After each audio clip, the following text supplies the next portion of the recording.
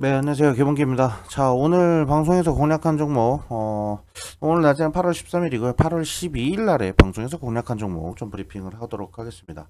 자, 지금 한 30분에서 한 40분 정도 영상 녹화를 했는데 날아가 버렸습니다.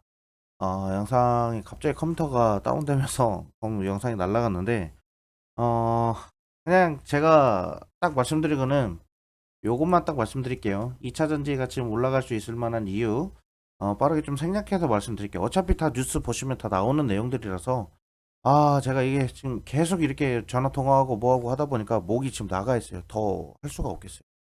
그래서 K배터리 중국에 밀렸는데 트럼프 관세가 기회가 되면서 다시 올라오는데, 현재 관세는 41% 정도, 중국산 배터리에 미국이 지금 가하고 있는 관세는 41% 정도 되는데요.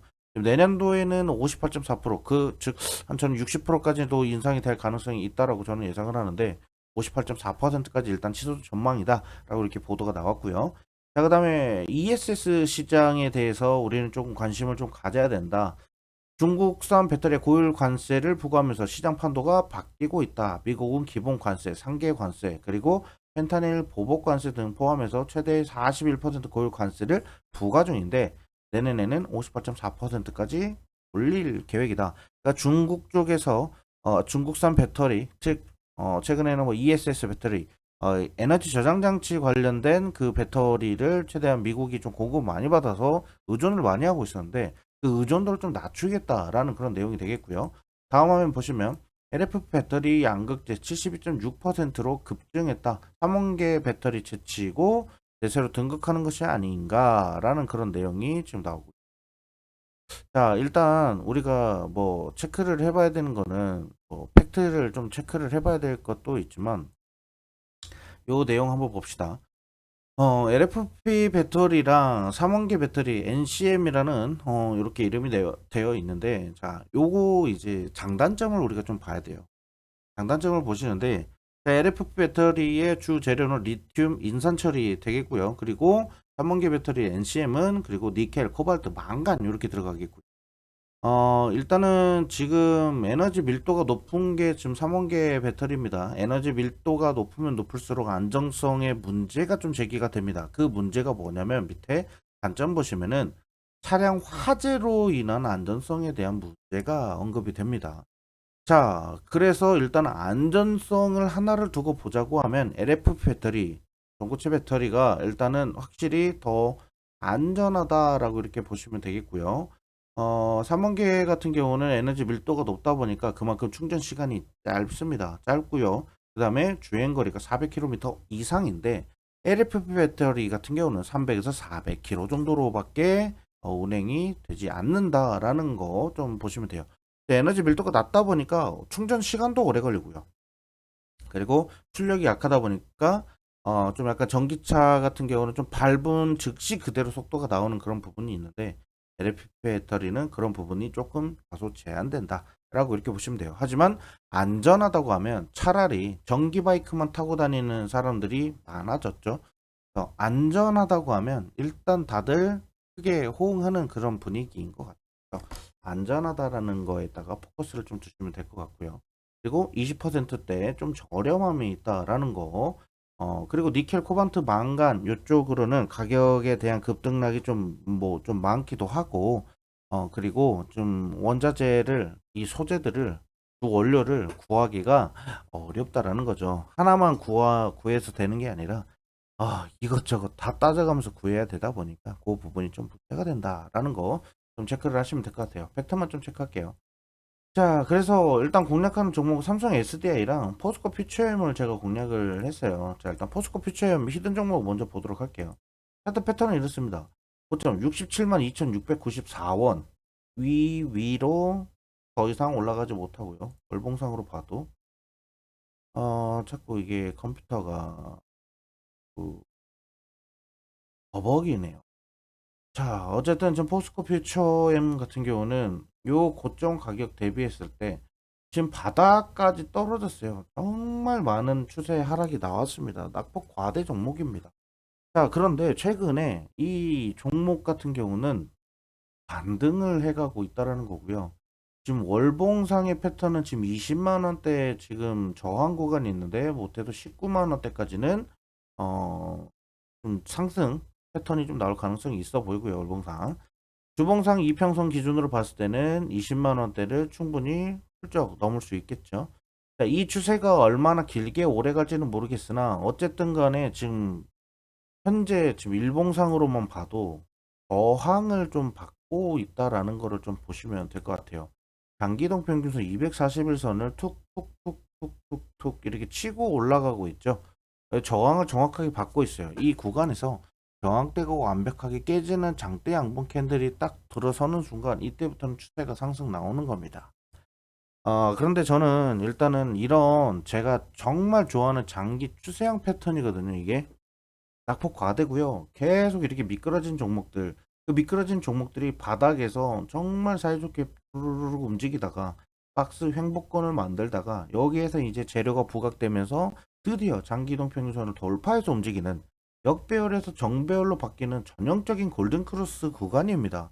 제가 이 구간에서 딱 말씀드리고 싶은 거는 이런 종목, 이런 차트 교육을 좀 받으신 분들은 정말 좀 1년 연간 수익률로 봤을 때는 이게 안정적으로 매매를 하시고 있다라고 저는 생각을 합니다. 그렇게 판단하고, 정말 잘 배웠다라고 저는 말씀드리고 싶어요.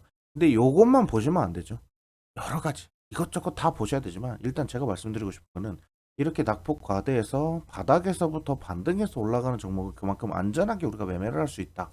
자, 이런 종목들이 이제 만약에, 뭐, 예를 들면, 12만 5천 원 구간 난 깨지면, 여기 이동평균선 깨지면 나는 그냥 손절할란다 라고 생각하시고 이 구간부터 평균적으로 그냥 조금씩 비중 그냥 나눠서 분할 매수하시면 돼요.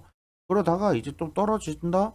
떨어지면 그때 이 구간에서 손절하시면 됩니다. 과감하죠. 근데 저 같은 경우는 아싸리 이럴 때에는 바닥 깨기 전까지는 버팁니다. 저는 최저 구간이 95,476원이라고 이렇게 나와 있죠. 저는 이 구간 바닥 밑에까지는 버팁니다. 근데 이 바닥이 깨졌다? 그때는 손절입니다. 저도 어쩔 수 없어요.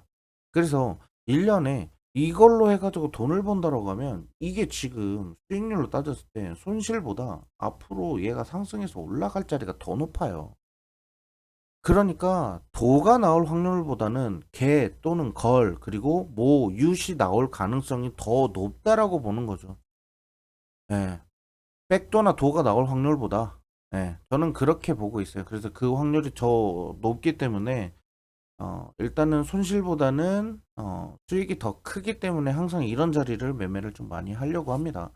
자, 포스코 퓨처엠 같은 경우는 뭐 2027년도에 뭐 4천억 원대 투자를 4,400억 원을 투자해가지고 구형 뭐 흑연을 만드는 새만금 첫 공장 설립 뭐 예정이다라고 이렇게 얘기를 하고 있어요. 올해가 2025년이니까 이제 한 1년 반 정도 남았다라고 이렇게 생각하시면 될 것 같고요. 그리고 중국의 의존도 그러니까 포스코의 그 계열사들이 그때 주가 상승이 좀 크게 보였던 게 포스코에서 아르헨티나나 뭐 아프리카나 뭐 저기 인도네시아나 뭐 이런 쪽으로 땅을 굉장히 많이 사놨어요. 그러니까 자원을 그만큼 많이 캐낼 수 있는 자원 공급을 많이 할 수 있는 그런 땅들을 많이 사놨어요. 예. 그래가지고 그런 부분들로 인해서도 지금 중국 쪽의 의존도를 최대한 낮춰가지고 어 그러다 보니까 지금 관련주로 좀 강하게 좀 상승할 수 있는 종목이다라고 이렇게 좀 생각을 하시면 될 것 같아요. 이제 2차 전지 관련돼서 이제 실적이 좀 이제 천천히 턴어라운드 되면서 지금 올라오고 있는 분위기거든요. 그럼 포스코 피처는 일단 소재업을 좀 먼저 보실 필요가 있고요. 그 다음에 삼성 SDI를 좀 보셔야 돼요. 삼성 SDI도 똑같죠. 2차 전지 무너지면서 얘는 주가 어떻게 되세요? 이렇게 강하게 상승하던 종목들이 어떻게 이렇게까지 무너질 수 있냐 이거죠. 저는 지금 삼성 SDI가 뭐 70만 원대, 80만 원대 이렇게 있다가 20만 원대까지 떨어졌어요. 그 당시에 그 기대감과 그 당시에 그 실적이라든지 그런 모멘텀이 동일하지는 않지만요. 어쨌든 지금 삼성 SDI가 지금 가지고 갈 수 있는 지금 가장 팩트는 뭐냐면 이 구간에서 못해서 절반 이상은 복구해서 올라와야 된다라는 거예요. 좀 시간은 좀 걸리겠죠. 뭐 당장 뭐 어떻게 될 수 있는 부분은 아닙니다. 하지만 삼성 SDI는 그만큼 바닥에서부터 들고 올릴 수 있다라고 이렇게 저는 예상하고 있고, 어쨌든 뭐 실적이라든지 뭐 여러 가지 우리가 좀 이슈들을 좀 체크를 해본다라고 했을 때, 뭐 어쨌든 뭐 영업이익 자체가 뭐 조 단위로 거의 2조 원 가까이 이렇게 돈을 벌고 있었어요. 2022년도에는. 2023년도에는 1조 5천억, 한 3천억이 줄었고, 그 다음에 2024년도에는 거의 조가 넘도록 2,700억 영업이익을 기록했는데, 이게 지금 전년 대비했을 때, 와, 이렇게 많이 무너졌습니다. 그리고 올해 예상치로는, 일단 작년 4분기에는 지금 영업이익이 적자로 지속됐는데, 올해 1분기도 적자 지속이고, 2분기도 적자 지속입니다. 적자를 계속 보고 있어요. 그런데 이제부터가 시작이다라고 저는 생각을 합니다. 자, 영업이익을 계속 적자를 기록하고 있었고, 올해 영업이익의 전망치는 1조 원이 넘는 손실이 발생할 것이다라고 했는데, 그 손실 진짜 좀 무릅써야 돼요. 지금 자리에서 투자해놔야 된다. 솔직히 지금 뭐 15만 7,700원을 더 깨고 내려갈 것이다라는 전망이 있거든요. 자, 근데 저는 이렇게 봅니다. 삼성 SDI는 15만 7,700원, 예, 뭐 깨질 수 있겠죠. 깨진다. 그러면 그때 비중 더 모아가는 거죠. 이 종목 같은 경우는 그냥 잠깐 뭐 한두 달 보고 투자하자 이게 아니고, 제가 HMM이 진짜 완전 바닥에 있다가 들어올리는 자리를 체크하면서, 아마 2020년도인가요? 2020년도였던 것 같은데, 제가 차트를 한번 보여드릴게요. 이게 공감이 되실지는 모르겠지만 어쨌든 제 주봉상으로 한번 볼게요. 자, 2020년도네요. 맞네요. 자, 2020년도에 무슨 일이 있었냐면, 2020년도 2020년도 이때죠. 10월 달이네요. 10월 달. 2020년도 10월 달에 제가 뭔 얘기를 하냐면요. 여기서 진짜 바닥이었어요. 4,000원, 막 3,000 얼마 막 할 때, 제가 그때 막 점점 오르면서 HMM이 이제 실적이 적자를 몇 년 동안 지속하다가 이제 적자에서 이제 흑자로 전환되는 시기가 바로 2020년도 시기입니다. 무슨 말인지 아실 거예요. 자, 적자 지속에서 흑자로 전환되는데, 얘네들이 추세 판단을 했을 때 저는 목표 주가 4만 한 2, 3천 원 정도까지 봤거든요. 이때예요. 이때가 너무 아쉬운 거죠. 이 10월 달. 2020년도 10월 달. 이때. 이제 제가 말씀드리고 싶은 거는, HMM 이때 놓치신 분들은 어쩔 수 없어요. 제가 하나 에어로스페이스도 똑같이 말씀드렸어요. 하나 에어로스페이스는 적자에서 흑자로 전환된 게 아니라, 하나 에어로스페이스 같은 경우는 너무 저평가되어 있는 기업이고, 앞으로 하나 에어로스페이스가 가지고 갈 수 있을 만한 모멘텀이 너무나도 많다. 근데 이렇게 저평가 받고 있는 종목이 그 당시에 막 3만 원, 4만 원 막 이러고 있었으니까. 그렇죠. 그래서 훨씬 더 많이 가야 된다라고 이렇게 말씀드렸고, HMM 같은 경우도 결국에는 그 시대 전환 되면서 그 기대감으로 이렇게 끌어올렸죠. 제가 그 투자해야 된다라고 뭔가 이렇게 번뜩 이렇게 생각나는 종목은 따라오시면 좋습니다. 삼성 SDI 같은 경우도 지금 자리에서는 솔직히 조금 더 추세가 무너질 가능성은 있어 보여요. 이렇게 불안하게 말씀드리는 이유가 뭐냐면, 적자 지속이 아직 회복된 게 아니에요. 이것도 차트를 또 한번 보여드릴게요. 삼성 SDI의 차트입니다. 한번 보시고, 삼성 SDI의 차트를 보시면, 여기가 매출액이고, 매출액 같은 경우도 지금 줄었죠.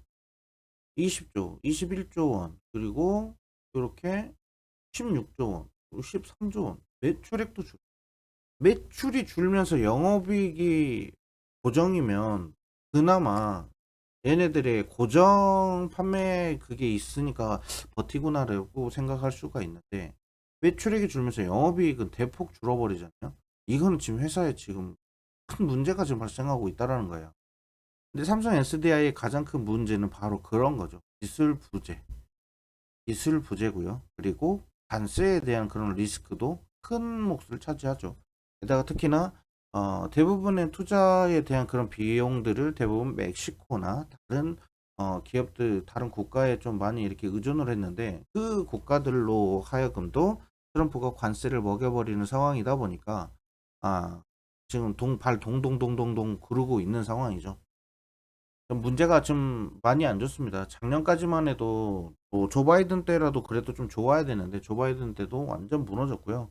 인플레이션 감축법이다 뭐다 해가지고 뭐 지금 계속적으로 또 안 좋아지고 있는 상황이다 보니까 지금 당장으로서는 좀 그렇죠. 하지만 삼성 SDI가 이대로 무너질 수 있을 만한 그런 기업은 아니라고 생각을 합니다. 그래서 올해부터서는 이제 2차 전지가 반등할 수 있을 만한 재료 모멘텀 이렇게 좀 모아가고 내년부터는 이제 추세 반등이 좀 나오기 시작할 건데 좀 오랜 시간 걸릴 거라고 저는 예상합니다. 단기적으로 한 두세 달 안에 그렇게 주가 회복할 수 있다라고 이렇게 보는 종목이 아니고요.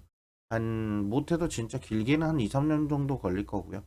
짧게는 내년 하반기까지는 좀 열어놓고 보셔야 되는 종목이지 않을까 이렇게 좀 말씀을 좀 드립니다. 뭐 장기적으로 갖고 갈 종목인데 뭐 그렇게 구구절절 설명하냐라고 하실 수도 있는데 일단 저는 그렇게 좀 설명을 좀 드려봤다라고 이렇게 보시면 되겠고요. 자, 다음은 이제 조선 쪽 가지고 왔습니다. 자, 다음은 이제 조선을 좀 말씀드릴 건데 관세 협상의 키는 조선이 쥐었다라고 하죠. 그만큼 트럼프 정부 들어서는 지금 조선 쪽에다가 좀 의존을 좀 많이 하고 있는 그런 상황이다라고 이렇게 보시면 되겠고 일단 관세 협상에서 지금 우리나라가 지금 점유를 하고 있는 거는 조선 쪽에 대한 키를 가지고 있기 때문에 미국은 지금 중국 쪽에다 의존하는 것도 힘들고 중국 쪽은 아예 의존할 생각은 없죠. 그리고 일본 쪽에다 의존하기에는 일본 기술력이나 뭐 그런 조선을 키울 수 있을 만한 현장이라든지 그런 생산 능력 이런 부분들은 우리나라한테 완전히 뒤처집니다.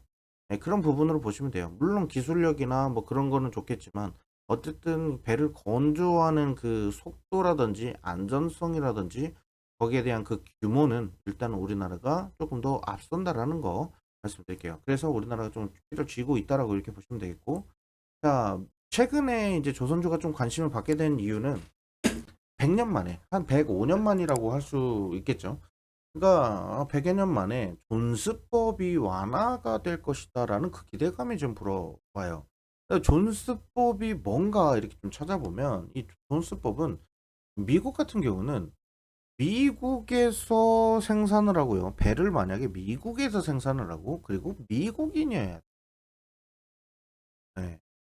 무조건 그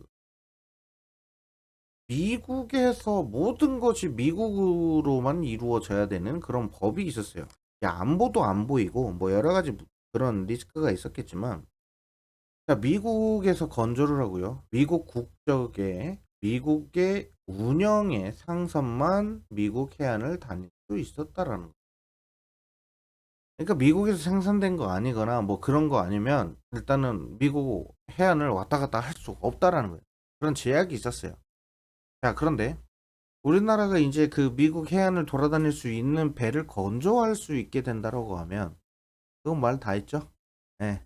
그럼 이제부터는 조선주 어떻게 가야 될지 앞으로의 미국과의 무역을 하기 위해서는 결국에는 미국과 협력한 우리나라에서 생산되는 배만 탈 수 있고 운영할 수 있다라는 거죠. 이 이해가 좀 되셨을 거라고 생각하고 넘어갈게요. 자, 그만큼 일단은 제가 봤을 때는 지금 그러려면 이 조선 쪽이 결국에는 모든 물량들이 우리나라 또는 미국에 있는 우리나라 조선 기업들로 들어갈 수 있겠구나. 그래서 이제 이 조선 기업들이 어떻게 되냐면 미국 쪽으로도 넘어가는 겁니다. 미국 쪽으로도 넘어가서 미국에서 조소 배도 건조하고 뭐 하고 이것저것 하면서 회사 규모가 커질 수 있는 절호의 기회라는 거 그렇게 말씀을 좀 드려보도록 하겠습니다. 자, 그래서 공략하는 종목이 일단은 조선선제라는 종목을 일단 제가 공략을 했어요. 조선선제. 조선선제라는 종목은 일단 그렇습니다. 여기서 매물대를 좀 추가를 해보면요. 자, 이 위 상단에 여기 위 상단에 뭐가 있냐면 이게 매물대입니다. 그러니까 가격대를 보면 15만원에서 16만원대까지는 이 매물대로 계속 툭툭 치는 그런 거래량들이 발생한다라는 거죠. 자, 그런 호재성 이슈가 들어오면 급등이 나와요. 그냥 상한가 기본적으로 걸리는 그런 종목이에요. 왜 걸리냐? 위에 보시면 유통 비율이 몇 프로요? 22% 정도밖에 안 됩니다. 그러니까 이게 좀 쉽게 말하면 품절주라고 불리죠. 품절주입니다. 그러니까 그만큼 가볍게 움직일 수 있다라는 건데, 지금 이 조선선제가 무슨 일을 하냐면요, 용접봉 만드는 회사입니다. 용접봉. 자, 기업 개요를 좀 보시면 동사는 2010년 제조사업부문 중 피복 용접 재료 부분을 승계하여 설립되었고요. 그리고 유가 증권시장에 상장되었는데, 용접 재료 산업은 금속, 야금, 기술과 고도의 공정 기술이 요구되는 장치 산업으로 건설, 기계, 화공 플랜트 등 기간 산업의 금속 접합용 산업 자재를 생산하고 있다. 일단은 피복 아크 용접봉 제조 기술은 세계적 수준이고, 지속적 R&D 투자로 고부가 특수 합금 피복 아크적 용접봉 시장의 기술 격차를 줄여 나가고 있다. 그러니까 이게 뭐냐면 자동차, 건설, 조선 쪽에서 필수적으로 사용하는 소모품 중에 하나가 바로 용접봉입니다. 아셨죠? 자, 그러면 조선업도 예를 들면 방산 쪽도 좋았고, 자동차 쪽도 좋았고, 그리고 지금 조선 쪽 지금 난리 나고 있는 그런 상황이고, 건설 수요 내년에 다시 한 번 더 폭등할 가능성이 있다라고 이렇게 보여지고 있는데, 그럼 당연히 올라야 되겠죠. 뭐 건설 쪽은 뭐 정책 쪽을 조금 더 봐야 되겠지만, 내년에 건설 수요가 늘어날 전망이다라고 이렇게 얘기가 나오고 있습니다. 네, 그거까지도 좀 보시면 돼요. 그러니까 용접봉을 그만큼 많이 사용될 수밖에 없다라는 거죠. 자, 그 부분으로 봤을 때 조선선지는 아직 바닥자리다. 일봉상으로 보셔도요. 일봉상으로 한번 볼게요. 일봉상으로 보셔도 지금 현재 이때 급등했었던 이 거래량들이 아직 불출이 나오고 있지는 않지만, 어쨌든 현재 차트는 계속적으로 거래량 모아가고 있고요. 여기서 한 번씩 터져도 이상하지 않은 그런 종목이에요. 자, 그래서 조선 산업이 발전하면 그만큼 용접봉이라든지 그 안에 들어가는 소수 부자재, 특히나 뭐 크게로는 조선 기자재 종목들이 급등을 하고 있는데, 이 부자재 소모품들 관련된 기업들은 아직까지는 주가에 반영이 되지 않고 있다라는 거 체크하시면 되겠고요. 그래서 조선선제의 가격 전략 같은 경우는 지금 현재 가격부터 모아갑니다. 하지만 95,000원 자리가 깨지면 이때는 손절을 각오하셔야 된다라는 거 체크하시면 됩니다. 일단은 이 기업 같은 경우는 주가가 굉장히 가벼워요. 네, 가볍습니다. 가볍다 보니까 결국에는 한 번에 푹 떨어지는 경우도 발생을 하겠지만, 아, 체크를 해야 될 건 뭐냐면 막강한 자사주를 좀 보유를 하고 있고요. 주주 환원에 대한 그 기대감이 큽니다. 이전에서도, 그러니까 현금 보유를 많이 하고 있고, 그러다 보니까 결국엔 주주 환원에 대한 그 기대감들이 계속 반영이 되면서 주가가 오른 거거든요. 우상증자할 것이다 라는 그 기대감도 반영되었고요. 자, 하지만 그리고 LNG 선박 수요도 크게 증가하고 있고, 특수 선박 고급 철강 소재 필요하고, 조선 선제 제품의 수요가 빠르게 증가할 것이기 때문에 조선 선제에 대한 그 기대감은 계속 살아있다라고 이렇게 보시면 되겠고요. 자, 그 다음에 제가 마지막으로 이제 히든 종목은 성광밴드라는 종목을 좀 공략을 했습니다. 성광밴드는 뭐 하는 회사냐면, 일단은 팩트만 좀 말씀드릴게요. HD 현대중공업의 MRO 수주가 성공이 됐습니다. MRO 수주 지금 삼선 그거 하나 그 한 대, 한 척 수주를 받았죠. 그런데 요거는 시작에 불과합니다. 한 척에서 이제 두 척대로 가고, 세 척대, 네 척, 다섯 척, 여섯 척 이렇게 계속 하나씩 늘어날 수 있는 게 바로 현대중공업의 기술력이고, 그만큼의 그 배를 건조할 수 있는 능력이 되거든요. 그런 부분 좀 체크를 해보시면 될 것 같고, 그러다 보니까 성광밴드는 그 MRO 기자재를 납품을 하고 있는 이력으로 수혜를 좀 받을 수 있는 기업이라고 보시면 되겠고, 성광밴드는 제가 그것도 말씀을 좀 드렸어요. 음. 이 기업은 일단은 LNG 피팅 관련돼서 북미 쪽으로 납품 계약이 좀 다수 있었던 종목인데, 알래스카 LNG 가스관 사업을 한다라고 하면 성광밴드가 그만큼 그 기대감을 크게 받을 것이다 라고 이렇게 말씀드렸어요. 올해 초에서도 그렇게 말씀드렸죠. 올해 초에서도 제가 성광밴드를 공략한 패턴들 보시면 대부분 이 121선 지지받고 반등하고 있는 그 패턴들이에요. 지지받고 반등하고 있는 그런 패턴들에서 제가 공략을 좀 많이 했었거든요. 네, 그래서 이렇게 보시면 되고요. 성광밴드 같은 경우는 지금 현재 계속 안정적으로 우상향에서 거래량이 조금씩 들어오면서 이런 매집되는 거래량들이 묶여 있다라고 이렇게 보시면 될 것 같아요. 그래서 쭉쭉 가시면 되겠고요. 철강이나 뭐 관세 뭐 이런 판가 관련된 그런 부분으로도 좀 수혜를 좀 받을 수 있어서 저는 일단 성광밴드는 좀 긍정적으로 봅니다. 원래 저는 이렇게 우상향에서 올라가는 종목을 별로 좋아하지는 않습니다. 어쨌든 주식이라는 거는 항상 그 규칙대로 움직이거든요. 상승 이후에는 하락이 온다라는. 근데 그 상승이 얼마만큼 길게 이어질지는 모르겠고 그 하락이 얼마만큼 길게 이어지고 또 빠르게 찾아올지는 모르겠지만 어쨌든 상승 이후에는 하락이 반드시 공존합니다. 네. 그러니까 미국 주식 같은 경우는 그렇게 랠리가 계속적으로 이어질 수는 있겠지만 우리나라 국내 증시 같은 경우는 부메랑처럼 다시 갔다가 다시 돌아오는 그런 어, 부분들이 많아요. 그러니까 미국 시장은 그만큼 돈이 계속적으로 유입이 된다라고 이렇게 보시면 되겠지만 우리나라 시장 같은 경우는 한 철장사 같은 거예요. 한번 쫙 거래량이 들어왔다가 그 거래량도 쫙 빠져나갑니다. 밀물과 썰물처럼 들어왔다가 나갔다 들어왔다 나갔다 이게 계속 반복이 되다 보니까 성장할 수가 없어요. 그리고 지금 현재 정부 하는 꼬라지 보면요 진짜 짜증날 정도예요. 주식 관련해서 그렇게 주식시장을 그렇게 키우겠다라고 하면 끝까지 밀어야죠. 왜 거기서 양도소득세 얘기가 나옵니까? 아무리 국가가 힘들고 재정 지원, 재정난이 있다라고 하면 그러면 1년 정도는 재정난이 있을 것 같으니 우리 똘똘 뭉쳐서 한번 이렇게 해보자. 뭐 그렇게 얘기하던가. 아이 사람들한테 투자자들한테 희망 고문 다 하더니 갑자기 이제 와도 대주주 양도소득세를 10억 미만으로 10억까지 하겠다? 그러면 누가 우리 국내 증시에다가 투자를 하려고 합니까? 그 소리를 미국 주식 하죠. 조건이 미국 주식이랑 똑같이 이렇게 가려고 한다고 하면 미국 주식 하죠. 누가 왜 우리 국내 증시에다 투자합니까? 그래놓고 이제 와서 다시 50억대로 회복시키겠다? 그럴 수 있을 것 같다? 이러면 안 되죠. 갑자기 또 열분이 터지는데 이런 기대감은 이미 죽었어요. 이미 이전에 있었던 시장태로 다시 되돌리겠다라고 하면 그게 투자 심리가 반영되냐고요. 이 양도소득세를 50억에서 60억이나 70억까지 늘리겠다라고 하면 그때는 모르겠지만 지금 이거는 뭐 별로 좋은 그런 반응은 아니다라고 이렇게 말씀드립니다.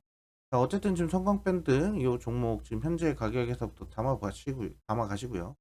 자, 이 종목 같은 경우 27,000원 깨지면 손절 각오하시는 게 좋을 것 같습니다. 자, 이렇게 좀 말씀드리고 그 패턴에 대해서 좀 공부가 필요하시다라고 하시는 분들은 자, 여기 번호를 제가 남겨놓을게요. 010 407 1778 요 번호로 교육, 교육 문의 남겨주시면 제가 교육을 좀 진행을 해드리도록 하고요. 교육 자료 같은 것도 제가 최신화해서 최대한 빨리 만들어가지고 계속 배포를 하고 있으니까 그거를 좀 참고해서 보시면 되겠고 오늘 질문 한 6가지가 들어왔어요. 그 질문들 좀 받도록 할게요. 그러니까 일단 그 질문들 궁금하신 분들은 질문을 저한테 아까 방금 말씀드렸던 번호로 저한테 문의 주시면 되고요. ABL 바이오, ABL 바이오.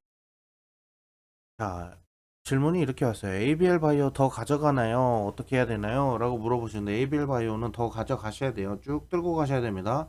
고점 93,900원 일단 깨고 움직일 가능성이 있다. 일단 9만원까지는 깰 가능성이 있다라고 이렇게 말씀드리고요. 자, 간단하게 말씀드릴까요? 제가 뭐 구체적으로 뭐 어떻게 설명해야 하는 거는 구체적으로 물어보세요. 그냥 어떻게 갈 것 같아요? 라고 하면 그냥 어떻게 갈 것 같아요? 라고 밖에 답변을 드릴 수가 없어요. ABL 바이어의 재료가 무엇인데 그 재료로 인해서 상승하는 건데 얼마쯤 갈 것 같나요? 뭐 이런 식으로 물어보면 제가 그럼 그 제 의견을 드릴 그런 거 아니면 또 물어본 대로만 답변을 드릴 수밖에 없어요. 자, HJ 중공업 같은 경우는 이미 제가 목표 주가 14,000원까지 갈 것이다라고 이렇게 말씀을 좀 드렸는데 14,000원 돌파했죠. 14,000원도 최고가를 14,000원 기록할 것이다. 이게 아니라 더 갈 것 같다라고 계속 말씀드리죠. 더 갈 것 같아요. 그런데 우리는 14,000원쯤에서 정리합시다라고 이렇게 계속 말씀드리죠. 욕심 부릴 필요 없어요. 남들 더 먹으라고 그냥 우리 자리, 우리 거 물량 뿌려주세요. 예. 새싹 나으라고. 그리고 그 위 상단에서 물려가지고 곡소리 내는 사람들, 우리 물량 받아 먹은 사람들이 되겠죠? 네, 그렇게 좀 생각하세요. HJ중공업 같은 경우는 제가 이미 8,000원대 7,000원, 8,000원대에서부터 공략을 했던 종목입니다. 아시죠? 5월부터 공략했으니까. 자, 그리고 에이럭스,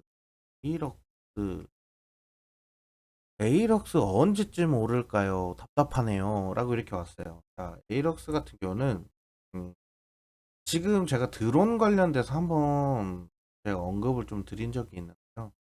드론 관련주는 지금 만들어 가고 있어요. 만들어 가고 있어요.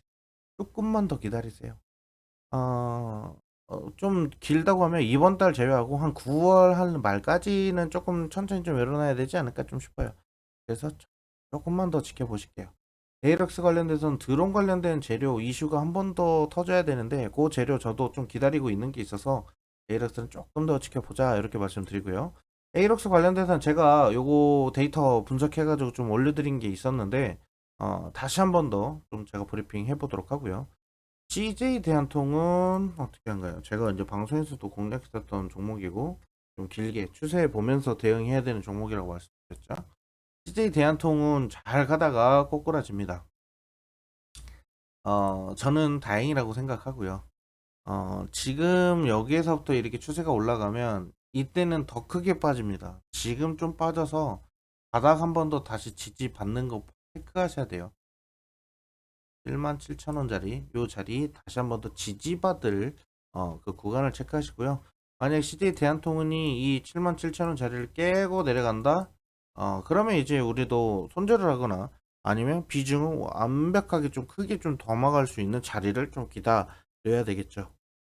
CJ 대한통운은 어쨌든 제가 저번에도 말씀드렸지만 실적이 그렇게 막그 크게 이탈을 하거나 크게 막 어떻게 좀 좋은 그런 시장을 보이거나 그런 상황은 아니라서 이 대한통운은 만약에 회사에서 뭐 과로로 인해서 뭐 누군가가 쓰러져서 뭐 산재 처리를 해야 되는 뭐 그런 상황들이 왔다거나 뭐 이런지 않는 이상은 정부의 그런 압박이나 제재 이런 거 안 받는다라고 하면 여기서 분명히 반등 나올 가능성이 매우 높다라고 이렇게 말씀을 좀 드리고요. 이 대한통운은 일단 장기 투자 종목이라고 말씀드렸어요. 뭐 이거 조금 뭐 하루 이틀 빠지는 거 막 이런 거 보고 막 리스크에 흔들리시고 투자심이 흔들릴 것 같으면 지금 자리에서 그냥 손절하세요. 그렇게 힘들어하실 필요 없어요. 그렇게 힘들어할 것 같으면 주식도 안 하시는 게 나아요. 자, 그다음에 보안주 좋다고 하셨는데 보안주 어떻게 보시나요? 보안주 좋게 보죠. 근데 보안주 같은 경우는 워낙에 갈 땐 가더라도 소외를 너무 많이 받다 보니까 그런 부분이 있어요. 센즈랩도 최근에 좋은 기록이 있었음에도 불구하고 지금 이러고 있어요. 7월 달에 좋은 재료가 부각이 됐음에도 불구하고 윗꼬리 달고 내려오면서 지금 바닥자리 좀 다지고 있고, 그다음에 모니터 랩도 마찬가지고요. 뭐 양자 쪽은 제가 따로 설명 안 드릴게요. 양자 쪽은 그만한 재료가 있어야 되는데 아직 부재예요. 근데 이런 보안 쪽은 AI 쪽으로 보면 모니터 랩도 지금 현재 바닥에서 지금 이렇게 지지부진하고 있고 한싹도 마찬가지. 근데 시간이 조금 걸릴 것 같기는 해요. 시간이 걸릴 것 같기는 하지만 그래도 저는 보안주 너무 긍정적으로 보고 있고요. 특히나 저 같은 경우는 이제 좀 센즈랩 지금 최근에 그 나온 재료들도 있다 보니까 이런 종목들이 한번 간다고 하면 센즈랩은 상한가까지 걸릴 수 있어요. 근데 저는 조금 약간 노심초사하는 거는 한싹 이 종목이 좀 간다고 하면 기대감이 좀 크게 가지 않을까 싶은데 일단 시가총액도 1,000억 미만이고 좀 리스크가 좀 클 수도 있다라고 이렇게 저는 보고 있기 때문에 시간 좀 걸리겠다라고 이렇게 보고 있습니다. 일단 좋게 보고 있고요. 그 다음 종목으로는 자동차 종목 사고 싶은데 추천 좀 해주세요. 뭐 현대차 주가 한번 보고요. 현대차 주가 지지 받으면서 저항대에서 좀 잘 머물러 있고요. 박스권. 기아차도 마찬가지겠죠. 기아도 한 가지네요. 자, 근데 저 같은 경우는 이제 이런 완성차보다는 최근에 제가 공략했던 게 화신, 화신. 지금 차트 모아가고 있죠? 이런 애들을 지금 당장 슈팅 나와도 이상하지 않아요. 자, 그 다음에 화신 있고 서현 이화도 있고요. 서현 이화. 근데 화신이 조금 더 나아 보이죠? 근데 화신보다 조금 더 나은 게 뭐냐면요. SL입니다. SL. SL이 화신보다 조금 더 낫다라고 이렇게 좀 판단할 수 있을 것 같고요. 그거보다 조금 더 강력하게 움직일 수 있을 게 뭐가 있을까요? 그러면 현대공업. 네. 요렇게 자동차 부품주로 공략을 해보시는 게 좋을 것 같아요. 현대차, 기아차가 궁금해서 물어보신 거라고 하면 현대, 기아차 그냥 사세요. 뭐 저한테 가격 전략 물어보지 마시고 그런 애들은 가격보다는 어떻게 비중 조절하는 게 중요한 거고 내가 뭐 얼마만큼의 목표 수익률을 잡고 있는지가 중요한 거죠. 근데 부품주를 공략하고 싶다라고 하시면 현대공업이나 SL이 가장 좋아 보이고요. 다음으로는 화신이랑 뭐 서현이와 뭐 이런 식으로 좀 보시면 SL 뭐 이런 식으로 좀 보시면 좋을 것 같습니다. 자, 일단 오늘 공략하는 영상은 여기서 마치도록 하고요. 또 추가적으로 궁금한 거 있으시면 질문을 남겨주시면 제가 메모해놨다가 이렇게 영상 남길 때마다 이렇게 답변을 좀 드릴 거고요. 그 다음에 더 좋은 거는 일단은 교육을 받아 보시는 게 좋습니다. 어떠한 차트 패턴이 왜 우리한테 좋은 것이고, 그리고 이 차트 패턴을 배우기 위해서는 우리가 무엇을 준비해야 되는지, 이런 것들이 중요하기 때문에 제가 일단 말씀드리고 싶은 거는 교육을 일단 받으셔라. 이렇게 말씀드리고요. 오늘 영상은 여기서 마치도록 하겠습니다. 감사합니다.